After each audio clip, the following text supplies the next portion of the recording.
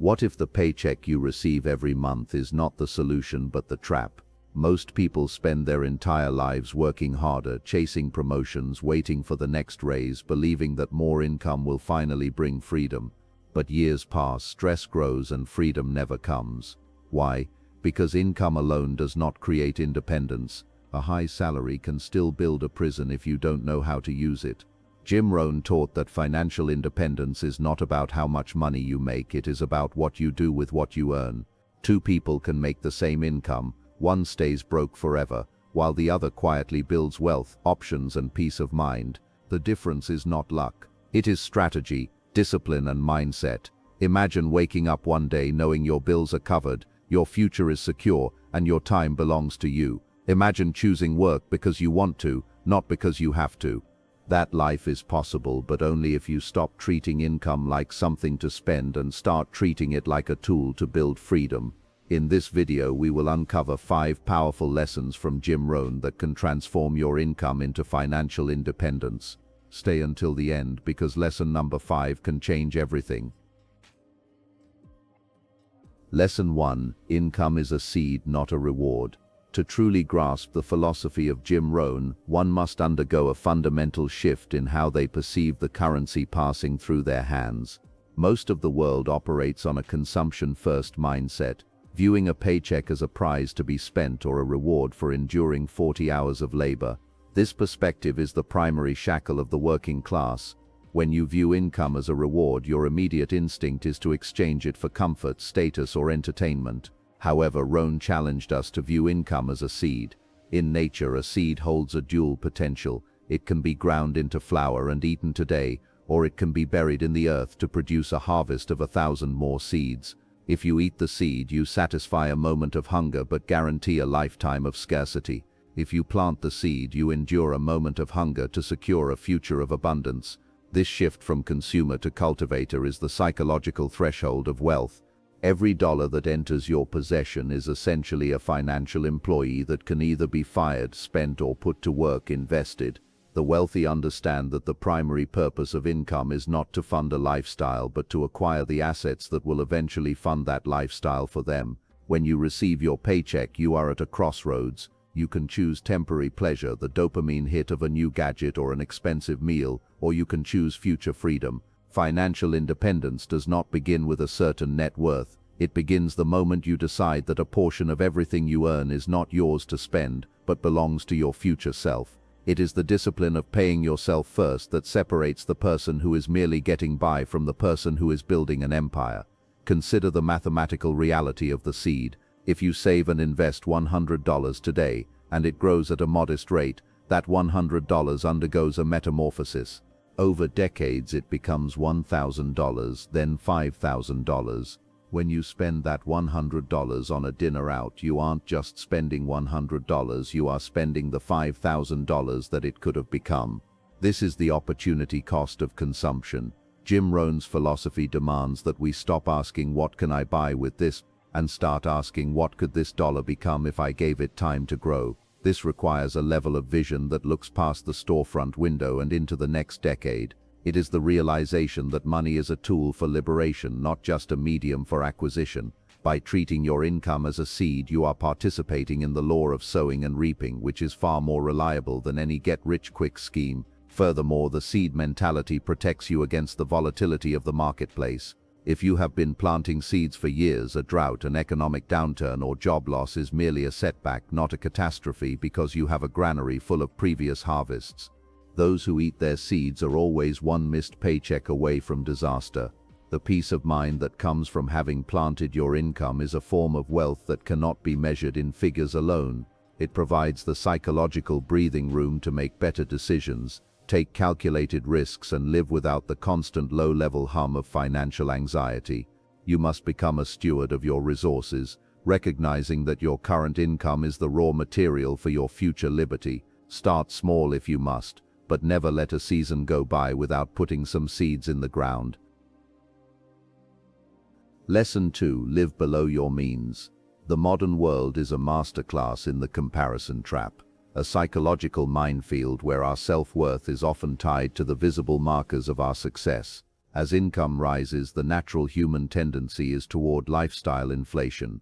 We feel that a higher salary mandates a bigger mortgage, a faster car, and more premium subscriptions. Jim Rohn, however, warned that wealth is often invisible. The truly wealthy are often the ones you wouldn't recognize on the street because their capital is tied up in compounding assets rather than depreciating toys. Living below your means is not about deprivation, it is about creating margin. Margin is the gap between what you earn and what you spend. In that gap lies your power, your safety net, and your ability to pivot when a golden opportunity appears. Without margin, you are a slave to your obligations, regardless of how high your salary may be. Lifestyle inflation is a treadmill that moves faster the harder you run. If your expenses rise in perfect synchronization with your raises, you are effectively standing still. You might have better stuff, but your level of financial freedom remains at zero. Rohn emphasized that you do not need to look rich, you need to become secure. Looking rich is a performance for others, becoming secure is a gift to yourself. When you live below your means, you are intentionally choosing a higher quality of life in the long run over a high-status appearance in the short run. This requires a strong sense of self and a rejection of societal pressures. It means being comfortable with the older phone or the modest house while your bank account and brokerage statements grow quietly in the background. This invisible wealth is what provides true confidence, not the logo on a handbag. The strategic advantage of margin cannot be overstated. When you spend everything you make, you are fragile. A single emergency, a health crisis, or a corporate restructuring can collapse your entire world. But when you live below your means, you build a fortress. That margin allows you to say no to a toxic work environment or yes to a risky but promising business venture. It gives you the walk-away power that is the ultimate luxury. Many people who appear wealthy are actually drowning in debt, performing a high-wire act with no safety net. Jim Rohn's advice was to keep your overhead low so that your spirit can remain high. By capping your lifestyle at a certain level and diverting all surplus income into wealth-building vehicles, you accelerate the timeline to independence exponentially. To implement this, one must audit their life with surgical precision. It isn't just about the latte factor or small daily expenses, it's about the big fixed costs, housing and transportation. If you can master those two areas and resist the urge to upgrade every time you get a promotion, you win. The goal is to create a surplus that allows for consistent, aggressive investing. Remember that every dollar you save is a dollar that works for you, while every dollar you spend on an unnecessary luxury is a dollar you have to work for again. Living below your means is a form of self-respect. It is the declaration that your freedom is more important than the temporary approval of people who aren't paying your bills. Secure your foundation first, and the luxury will eventually come from the overflow of your investments, not from the sweat of your brow. Lesson 3. Increase value, increase income. Jim Rohn's most famous axiom, work harder on yourself than you do on your job, contains the secret code to breaking through income plateaus. In a market economy, you are not paid for your time, you are paid for the value you bring to that time. A person flipping burgers and a surgeon both have 24 hours in a day, but the marketplace rewards them differently because of the scarcity and impact of their skills. If you want to increase your income, the most logical and effective path is to increase your personal value. This is a radical departure from the common habit of complaining about a low salary or waiting for a cost of living adjustment. Rohn's philosophy empowers the individual by placing the steering wheel of their earning potential firmly in their own hands. If you become more, you can earn more. Self-development is the highest return investment available. While the stock market might give you $10% a year, learning a high-income skill like public speaking, digital marketing, or advanced leadership can increase your earning power by $100% or $500% in a much shorter time frame. The marketplace is a cold but fair judge. It pays for solutions to problems. If you want a bigger check, solve bigger problems. This requires a commitment to lifelong learning. You must become a student of your industry, a master of your craft, and a connoisseur of human nature. Communication, sales, and emotional intelligence are multiplier skills. They take your existing technical knowledge and magnify its reach and effectiveness. When you invest in your mind, you are building an asset that can never be taxed, stolen, or lost in a market crash. Most people stop their education the moment they receive a diploma. They settle into a routine and wonder why their income stagnates over the decades. They are essentially doing the same year of experience 20 times over. To follow Rohn's advice, you must be in a state of constant evolution. Read the books the experts read, attend the seminars, find a mentor, and practice your skills with disciplined intensity. Your current income is a lagging indicator of your past self-development. If you want the number to change, the person behind the number must change first. This doesn't mean neglecting your job. It means performing your job with such excellence that you become indispensable while simultaneously preparing yourself for the next level of responsibility. You are essentially leveling up your character and competence in a real-world RPG role-playing game. Furthermore, increasing your value isn't just about technical prowess, it's about your philosophy and attitude. A person who is reliable, optimistic, and a leader of others is far more valuable than a cynical genius. Your soft skills, how you handle conflict, how you inspire a team, how you manage your time are often the primary drivers of career advancement. Jim Rohn taught that we are the average of the 5 people we spend the most time with, so increasing your value also involves curating your environment. Surround yourself with people who challenge you to think bigger and work smarter. As you grow, your marketable signature becomes more distinct. You stop chasing money and start attracting it, because the marketplace naturally gravitates toward excellence. Make it your mission to be the most valuable person in the room, and the financial rewards will follow as a natural byproduct. Lesson 4. Create multiple sources of income. In an era of economic uncertainty, relying on a single source of income is the financial equivalent of standing on a one-legged stool. Jim Rohn understood that job security is often an illusion created by the familiarity of a recurring paycheck. If that one source, whether it's a corporate job or a single client, disappears, your entire financial structure collapses. To achieve true independence, you must diversify your revenue streams. This is not just about having more money, it's about having resilience. The goal is to build a portfolio of income sources that operate independently of one another. When you have money coming in from dividends, rental properties, a side business, and your primary career, you are no longer a victim of any single entity's whims. You have created a redundant system that ensures your survival and growth regardless of the economic weather. Building multiple streams of income requires a shift from trading time for money to creating assets that produce money. Most people are stuck in a linear income model. If they don't work an hour, they don't get paid for an hour. To break free, you must venture into the world of passive or semi-passive income. This could start as something small, perhaps a high-yield savings account or a small investment in a diversified index fund. Over time, it could grow into owning a piece of a business, writing a book that pays royalties, or developing a digital product that sells while you sleep. The key is to start planting these secondary sources while your primary source is still strong. Don't wait for a crisis to start a side hustle. Use the stability of your job to fund the creation of your freedom. One of the most powerful aspects of multiple income streams is the psychological shift it provides.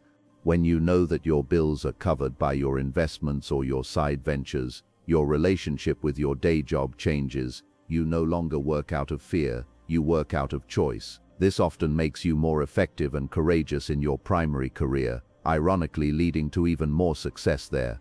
Rohn's approach was to work full-time on your job and part-time on your fortune. This part-time fortune building might involve spending your evenings learning about real estate or your weekends developing a consulting practice. It is the steady incremental addition of new pipes to your financial reservoir. Eventually, the combined flow of these smaller pipes will exceed the flow of the main one.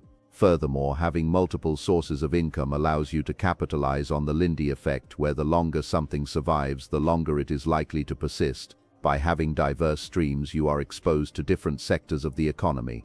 If the tech industry slows down, perhaps your real estate holdings remain steady. If the stock market dips, perhaps your service-based side business thrives.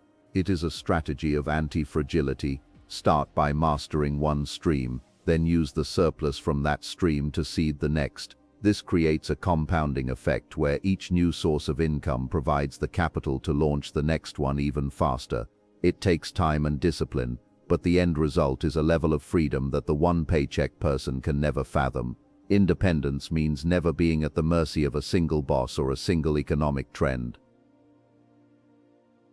Lesson 5. Discipline today creates freedom tomorrow. The final and perhaps most difficult lesson from Jim Rohn is the necessity of discipline.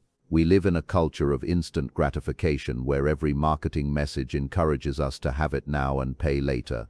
But the law of the harvest cannot be cheated. If you want the freedom of tomorrow, you must accept the discipline of today. Discipline is the bridge between goals and accomplishment.